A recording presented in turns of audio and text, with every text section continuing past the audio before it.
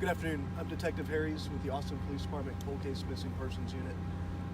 Today we're out here on the south end of Rainey Street continuing the search for Martin Gutierrez. He was last seen on Monday, November 19th between 1 and 2 a.m. just north of here on Rainey Street. We've continued searching down in this area with additional resources and with additional groups and are hoping to find him today. And you guys with APD work with missing persons cases. At this point, it kind of seems like a timeline where he shouldn't still be missing at this point, or he shouldn't. One of the folks who from APD who was out here was saying, like, by this time frame, the fact that he hasn't been seen, like, it doesn't make sense. Unfortunately, each missing persons case has a different time frame on how long it takes to resolve that case, and so making a broad spectrum statement like that would be unfair. What resources do you search right now? What resources do you have? Do you have boats, divers? We saw the chopper. Who and what is out here to assist in the search? Today out here, we're being led by the Austin Police Department Missing Persons Unit. We have additional resources such as the Austin Police Department Parks Patrol, the Austin Police Department Air Support, Austin Police Department Lakes Patrol, and we're being assisted by the Travis County Search and Rescue Unit, as well as friends and family of the Gutierrez family. Any clues so far that you can talk about? Anything that suggests that he made it this far down Rainey Street? Right now, we don't have any true strong leads. We've gotten some great tips from the public that we're working on right now, but right now we're just going on location, and this is a nearby area, and so we're starting here. Is there any suspicion of foul play? Right now, we don't have any suspicion of foul play. We don't have a true understanding of what happened that night and where he's at today, and that's what we're doing today, is trying to figure that out. What time of day? Was this late night hours, or what's the last seen doing, or any details? That he was last seen? He was last seen Sunday night going into Monday morning, so it was technically Monday morning between 1 and 2 in the morning on Rainey Street in that entertainment district. And How are the canine units and search?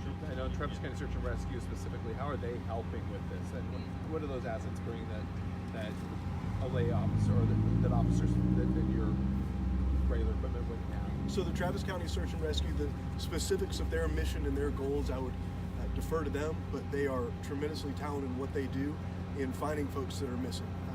And we've used them for various searches in the past, and they are very professional, very good at what they do. They train for events like this. Family brought out some clothing, I believe, to help kind of those canines, I believe, to kind of get a sense. Is That's something beyond my scope, and I would refer you over to the Travis County Search and Rescue for that. Can you describe what he was wearing? What did he look like when he was last seen? So when he was last seen, he was wearing a black Patagonia fleece or jacket. He was wearing a light green t-shirt, blue jeans, and gray Vans sneakers. Was he alone, or people? He'd been out with friends that night, friends and acquaintances. Where specifically are you focusing the search? Are you in the water? Are you on the trail? Everywhere. this is a really popular area for Austinites. If there are folks who are in the area who are keeping an eye out, are there certain areas that they should maybe look towards, or certain areas that you can rule out that not to look in? I wish there was an easy way to answer that, because we'd know where to look right now. We're looking everywhere. Anywhere out here, whether it's land or sea, we're going to look at it.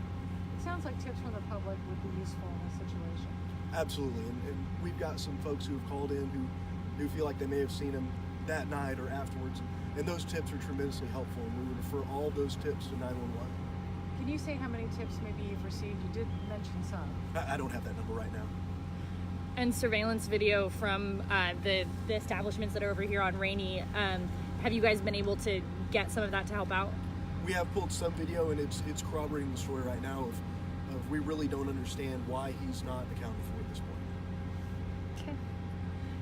And the last thing I was going to ask is just as far as the timeline. I know you guys got, or well, the helicopter was up, and there's a lot of people who are out here helping. Is this kind of the normal timeline for how quickly to get all these resources out here, or is this like faster than usual as far as getting this amount of resources out here?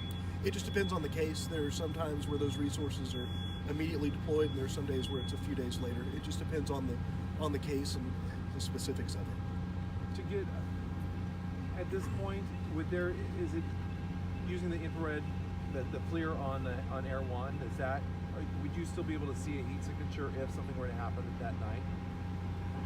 That's something I'd have to refer to them. I don't know how sensitive their machinery is and how long it would, whether it would work under specific circumstances. Are they using it for the investigation right I don't know if they've got it on or not. Last question. What's Okay. something you want to say to help this family feel more comforted? Right now, we're doing everything within our power. We are out here.